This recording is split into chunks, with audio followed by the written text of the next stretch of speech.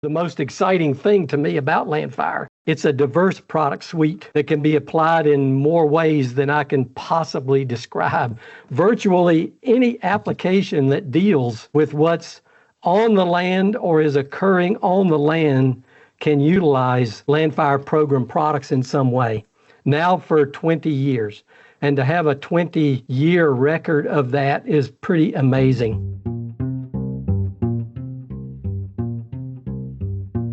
Hello, everyone, and welcome to another episode of Eyes on Earth, a podcast produced at the USGS Aero Center.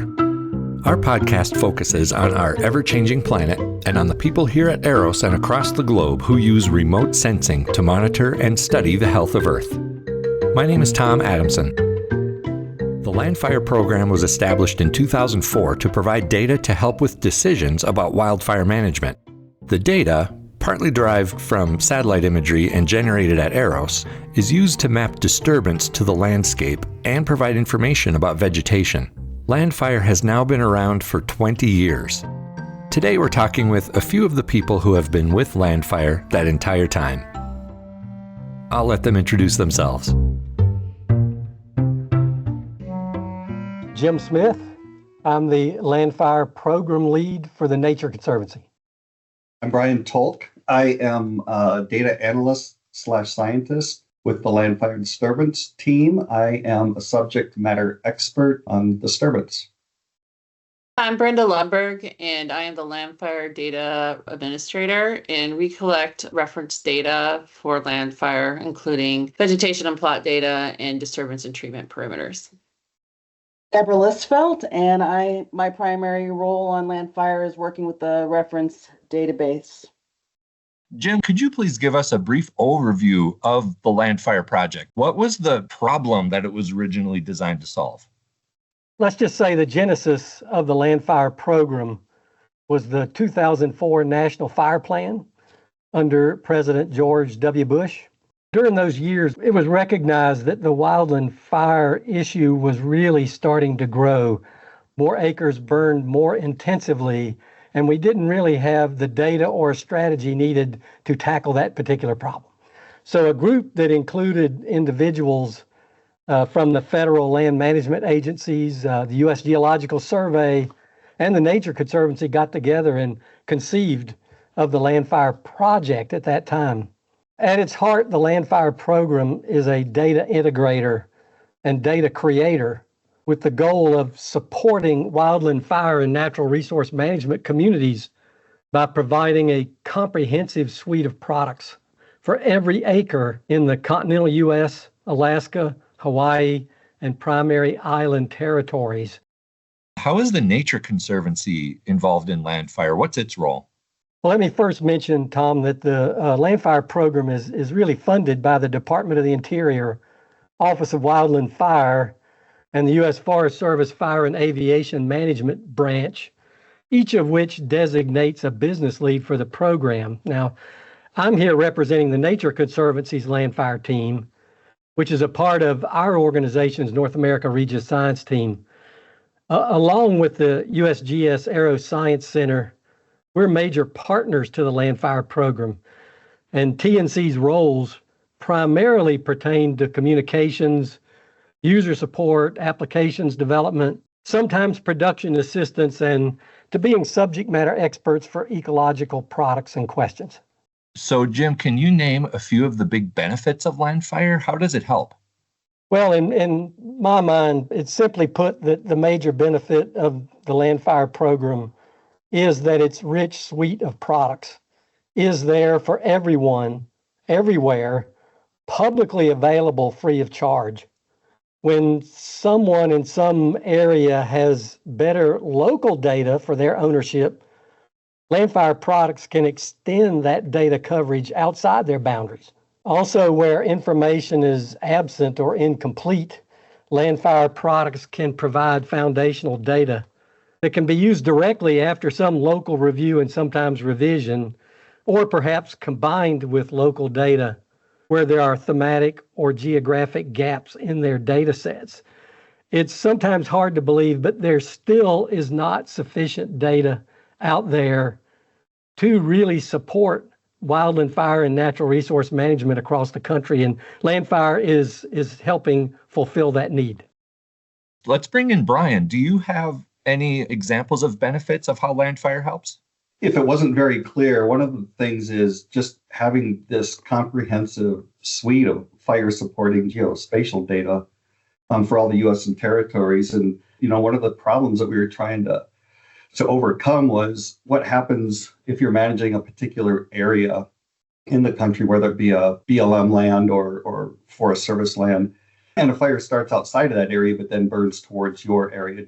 Are those areas outside? Does the data match? Is it the same spatial data? Are we mapping the same things? And LANDFIRE brings that continuity together so that all that data is available in one place. It can be accessed easily. And throughout the years, we've just gotten better at that, and a lot more folks have been leveraging our data in that way and using it. Jim mentioned the products that we have. I went through earlier and counted up, and we've got over 30 mainstream fire relevant geospatial data products that we're providing. So that's how I think that another way that we provide benefits and help to the fire community and natural resources community. Can't help but think of the word clearinghouse, or maybe central location is a better way to put it. Is that fair to say LANDFIRE is kind of a central location for all of this data and these products? I think that's very fair. Yep. Everything can be accessed through the landfire.gov website. Brian, I'll stick with you for this one. You mentioned that you're kind of a disturbance product subject matter expert. So can you break that down? What is meant by disturbance, and what does LANDFIRE provide in that realm? Right. The term gets thrown around generically, but what we're doing is trying to find changes on the landscape, either physical or biological. So if something has been modified in the landscape, it's going to change how a fire might burn through that area, or it could be used for a lot of other projects or natural resources type things as well. But I should mention that when we talk about a disturbance, we're talking about like natural events like wildfire, tornadoes, insect outbreaks, and then you have human activities like logging, urbanization, ag conversion, and those kind of things. So what we're trying to do is we look at this as a two-prong approach. We have satellite imagery that we go through and curate so that we find where these changes are occurring. And we have a team of mappers that goes through and we try to weed out what's real change versus what's seasonal change due to things like just a dry year versus a wet year. And ultimately, we come up with a final product that has identified, okay, there has been fuel reduction in these areas, and then we use it through modeling and other state transition type activities to update the vegetation and fuels products, which then are leveraged by the fire community. We also incorporate treatment activities that are reported by federal, state, and local management agencies. And what that is things like prescribed fire activity, chemical treatments, if there's been thinning or logging activity. We can get that information in there. And a lot of times that will identify that with our satellite imagery too, but many of these might not be discernible from satellite. And therefore, having that information in there is beneficial so that agencies can track what kind of activities have occurred over time and give them a little more insight into what is occurring in there. We have annual disturbance products, then we also have a 10-year historical disturbance product, which takes those annual products and puts them together into a single package to make it easier to discern. And then we also have a fuel disturbance product, which is specific to fuel activity and how the fuel models have changed and can be modified. Let's bring in Brenda and Deb as well. Brenda, another product is vegetation layers. Can you describe what that is? Yeah, LANDFIRE produces several different vegetation layers. Some of the current vegetation layers that we produce include existing vegetation cover and existing vegetation height, which contain life form vegetation cover and height estimates for trees, shrubs, and herbs. We also produce 2 existing vegetation type layers. We have one existing vegetation type layer based on systems, which is a terrestrial ecological systems that shows the distribution of those across the landscape. And that was a classification scheme developed by NatureServe. We also produce an existing vegetation layer using MVC groups, which is shows the distribution of the U.S. National Vegetation Classification groups across the landscape. LANDFIRE also does produce some potential vegetation layers, and those include the biophysical settings layer, which represents vegetation systems that may have been dominant on the landscape prior to Euro-American settlement.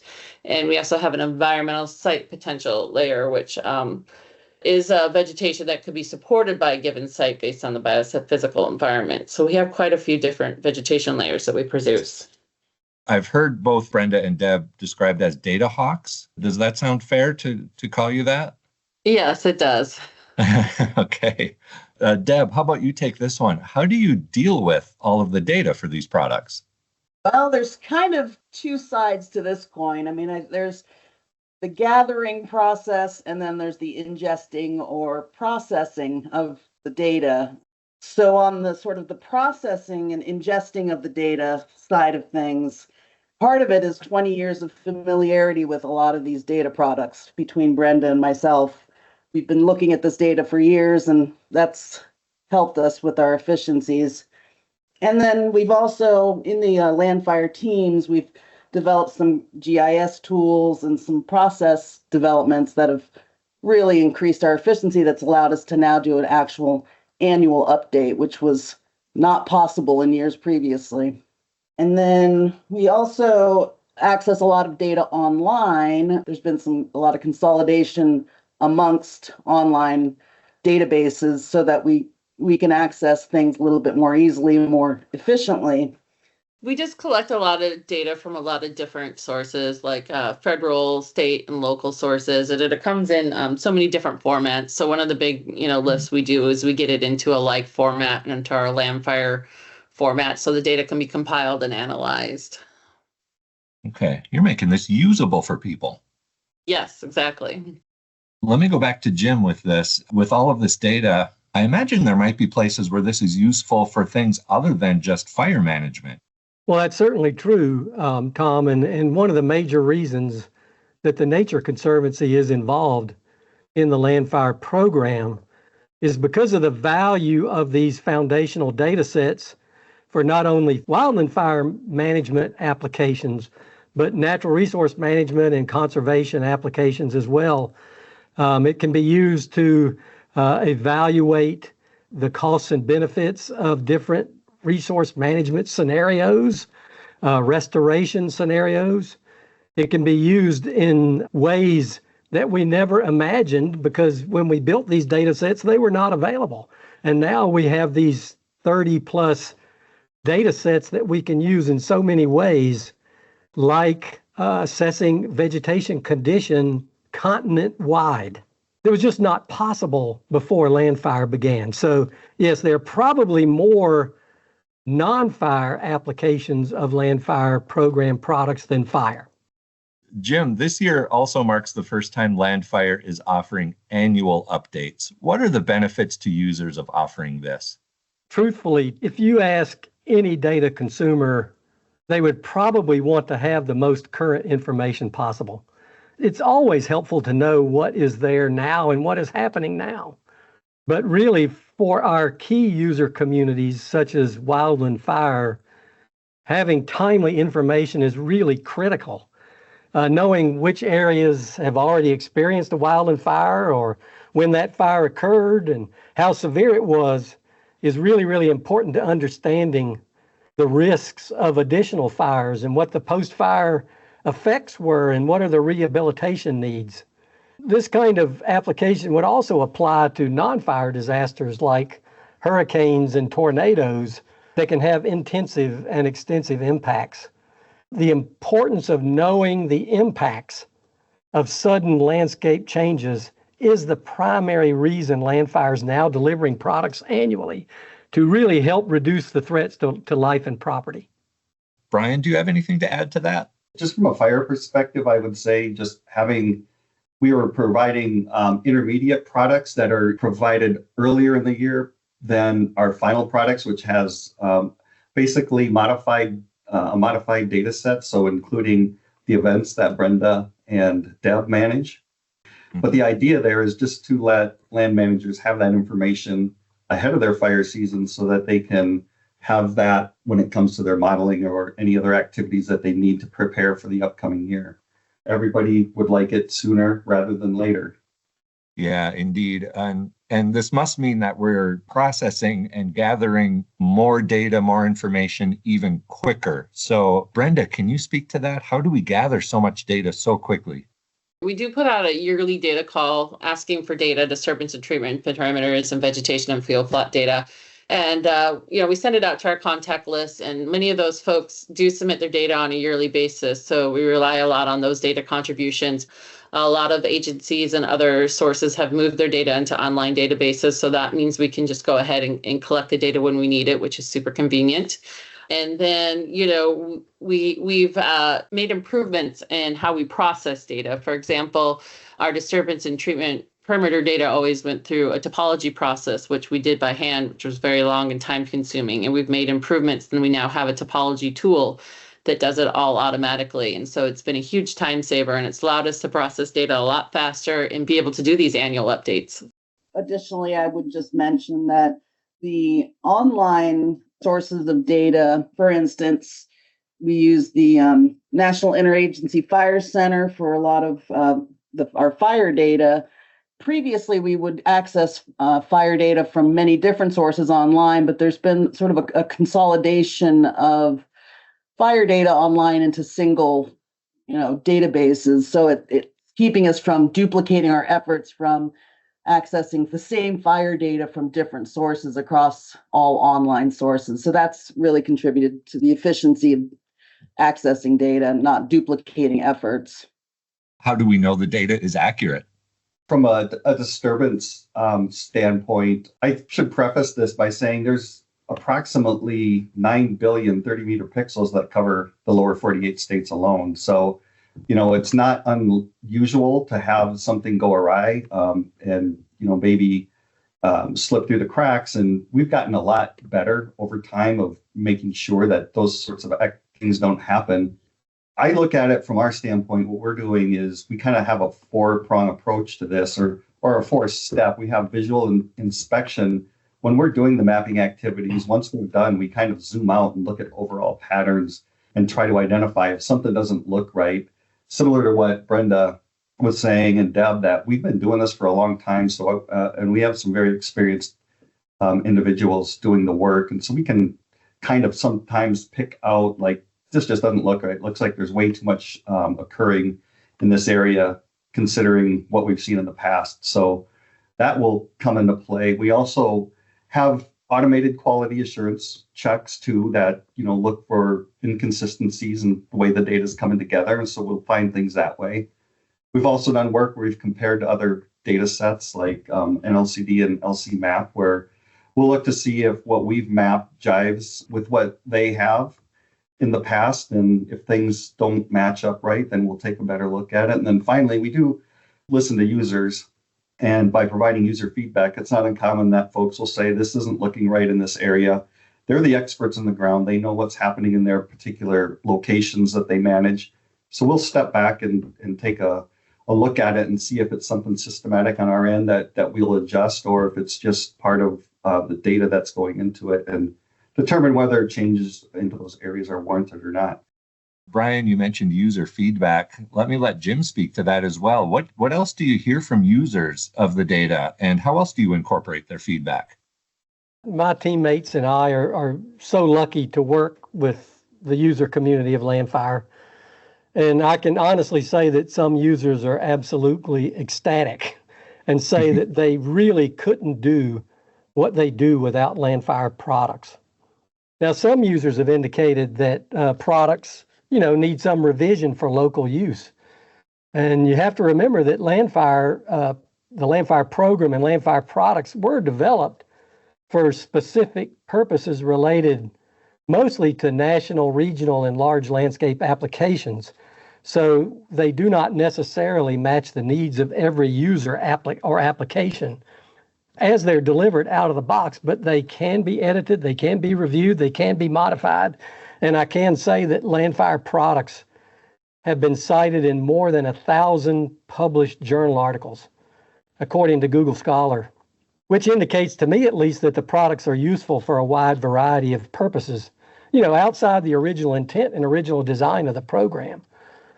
So I feel like we can honestly say that they've had value to these user communities, but we do hear sometimes that things need some work, and that we listen to them, and we've made many, many, many changes over the years. Big changes, not minor changes. Big things have changed in the program because of what we hear from users. And one of them is annual deliveries.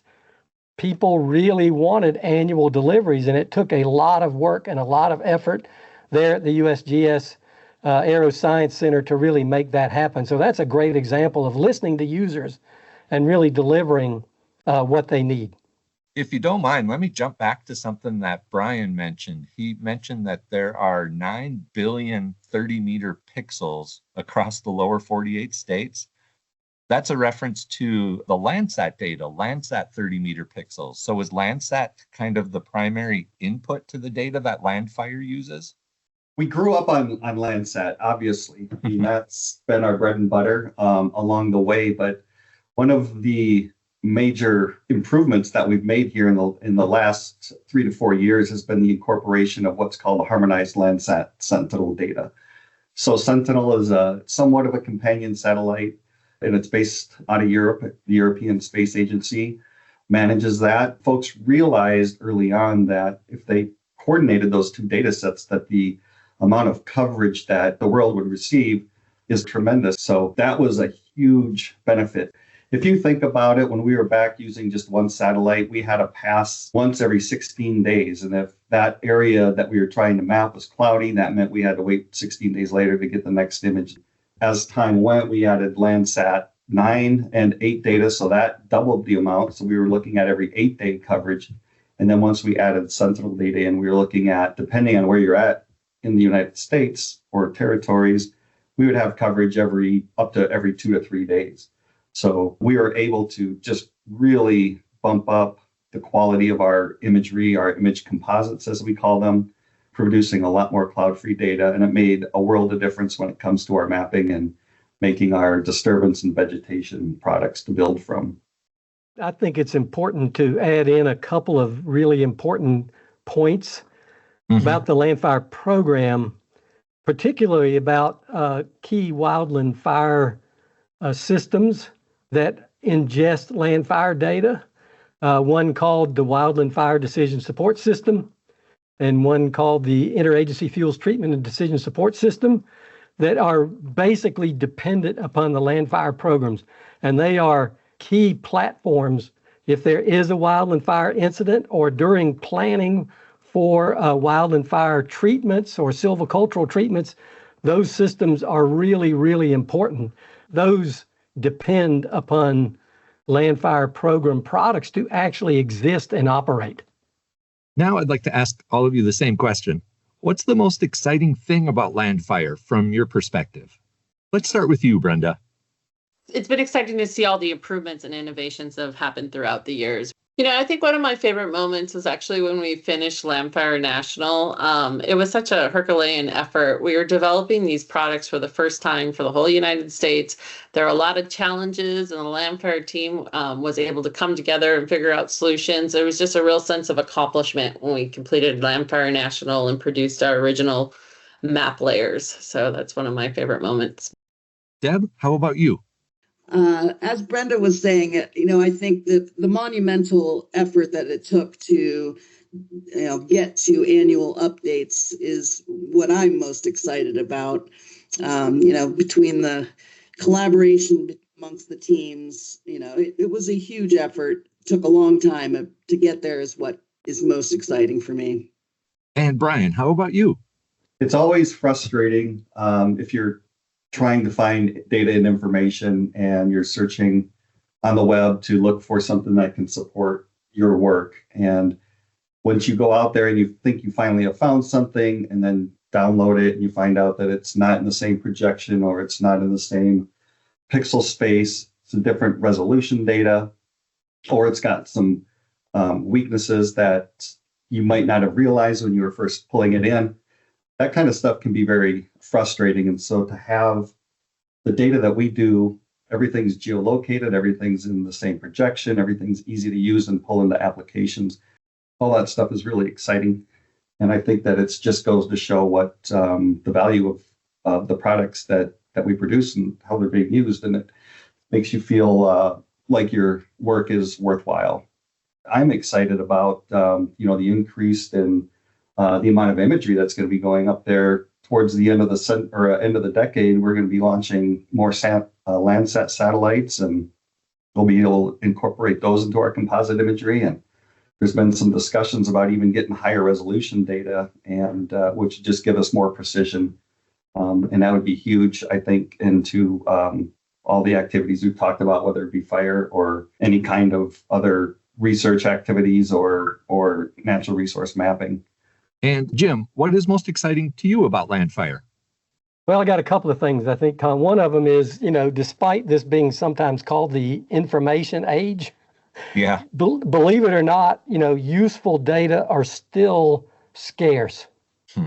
It may not seem like it at times, but when we're talking about data that spans a continent, that really can support a myriad of applications, that data set did not really exist before LANDFIRE. So the most exciting thing to me about LANDFIRE is that the products are all lands, regardless of ownership, that the data is foundational. And by that, I mean, it's a diverse product suite that can be applied in more ways than I can possibly describe.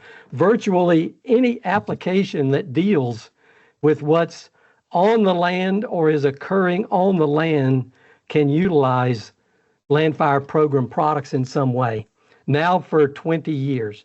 And to have a 20-year record of that is pretty amazing. I believe LANDFIRE is actually a model for interagency, interorganizational collaboration. There are tremendous, complicated things that we have to deal with on a daily basis, on a monthly basis, from year to year. And the Department of the Interior, the U.S. Forest Service, the USGS, and the Nature Conservancy and others have really found a way to collaborate and be effective and efficient over that time, which is really amazing. So I consider that to be an exciting thing about the program. I'm excited about the continued evolution of the product suite, as technology and user needs change. And we all know that both are going to change in ways that we cannot fully foresee right now. So LANDFIRE program leadership really recognizes the need to evolve and respond to users to remain useful. I've been in the data business for 40 years. I've been a LANDFIRE partner for 20 years. And I have literally seen faces light up when someone understands the diverse nature of this product suite and what they can accomplish with comprehensive data sets and models. It still sometimes gives me chill bumps when I'm working with someone and introduce them to the products and really see their ideas begin to percolate and see what they can do about it. So those are my favorite moments from the past, is dealing with users and seeing them light up when they see what they can do. One thing I was wondering, did you want to acknowledge the folks that have been on the project in the past? I feel like our leadership has been really strong over the years. Yeah, sure, Brian. It's a good point, and we have been extremely fortunate to have leaders from the Department of the Interior and U.S. Forest Service that have really helped us through the years. And that would be Henry Bastian, who has been the business lead for the DOI for probably going on 20 years, 19 and a half or 20 years. Dan Crittenden, who was the original U.S. Forest Service business lead, who retired a few years ago, then Frank Fay, and now Jim Menakis. And without good leadership and good representation of programs like this to those agencies, we would not have survived and wouldn't have thrived like we have over the years, Brian. So thanks for reminding me to acknowledge what they have contributed to our work and have made this possible. I'd like to thank Jim Smith, Brian Toke, Brenda Lundberg, and Deborah Lisfelt for joining us on this episode of Eyes on Earth, where we talked about the LANDFIRE program's valuable data that it has been providing now for the last 20 years. And thank you, listeners. Check out our social media accounts to watch for all future episodes. You can also subscribe to us on Apple and YouTube podcasts. This podcast is a product of the U.S. Geological Survey, Department of Interior.